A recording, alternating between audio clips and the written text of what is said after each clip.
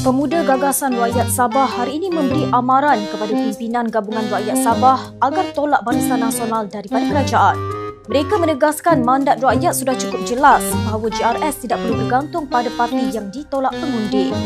Menurut sayap itu, 29 kerusi GRS bersama sokongan bebas, APCO, PH, KDM dan STAR sudah membentuk blok yang stabil. Mereka memberi peringatan bahawa apa-apa cubaan membawa BN masuk semula hanya akan mencabar keputusan rakyat di petik undi.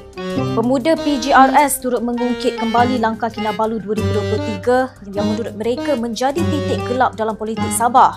Episod itu kata mereka memberi alasan kukuh mengapa kesilapan lalu tidak boleh diulang, terutama apabila kestabilan negeri dipertaruhkan. Mereka juga mempersoalkan kesediaan BN untuk kembali bekerjasama, mengingatkan bahawa BN sebelum ini sendiri menolak GRS dan menyerang kepimpinan kedua menteri.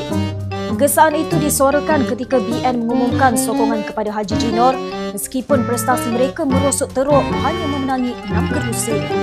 Persoalannya, adakah GRS akan mendengar suara rakyat atau membuka jalan kepada drama politik yang pernah menggoncang negeri ini? Haili Izzati, FNT.